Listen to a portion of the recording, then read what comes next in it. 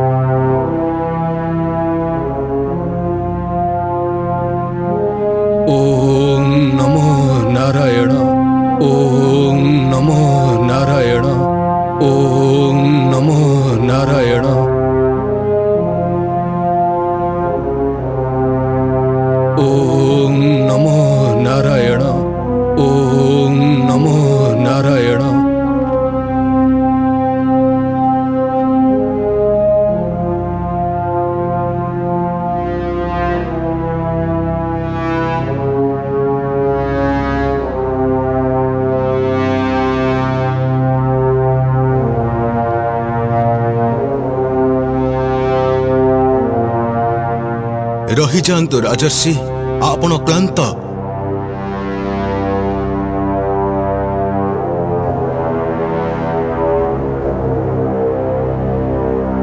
नाई कुलगुरु, आपण देखिछंती प्रति वर्ष महाशांति यज्ञ पाई मु निजे एई पवित्र प्रांतर को कर्षण करे, किंतु केबे भी हल एमिति अटकी जाएनी। तेबे देव वाक्य कौन अन्यथा होई जिवो? ना राजन, एहा ही ता से शुभ संकेत। मंत्री महोदय किछि कृषकों को डाकंतु, से माने हल अटकी स्थान को खोलंतु।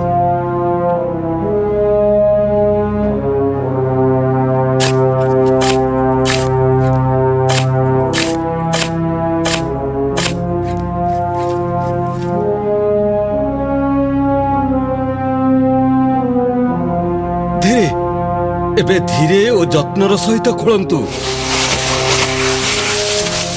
दियो मते दियो से पेटिका, दियो दियो दियो।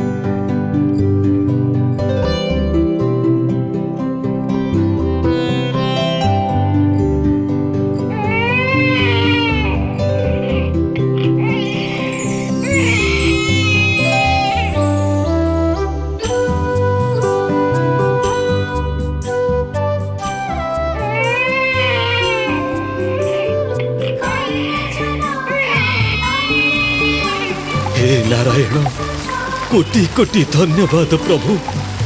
आपणकर ए आशीर्वाद को मु आपणको समर्पण करुछि। माटीर सियार भितर जन्म नेइथिबारु एई कन्या संतान को सारा जगत सिया बा सीता नामरे जानिबो। मिथिलार राजकन्या होइथिबारु ये मैथिली, आउ विदेह राजवंशर कन्या होइथिबारु वैदेही भावरे परिचिता हेबो। भूमिरु जात होइथिबारु भूमिजा, आउ सर्वोपरि जनकर कन्या होइथिबारु जानकी नामरे सारा संसार रे विदिता हेबो। जानकी जानकी जानकी। दर्शक बंधु, सिया शब्द सहित आपण निश्चित आगरू परिचित थिबे। ओडिया रे आमे सीताराम बा राम सीता कहूथिबा बेले हिंदी भाषाभाषी अंचल रे सिया राम बा राम सिया बोली कहा जाई थाए।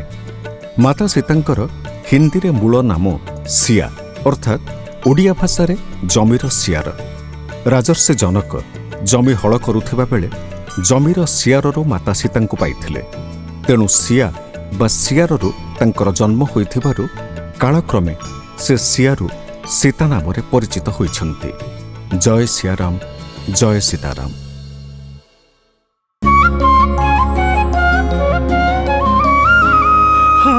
ରଘୁକୁଳ ତିଳକ କୌଶଲ୍ୟାନନ୍ଦନ ତ୍ରେତୟାରେ ନ୍ୟାୟ ଧର୍ମ କରିଲେ ସ୍ଥାପନ। ରାମାୟଣ ରାମାୟଣ ରାମାୟଣ ରାମାୟଣ।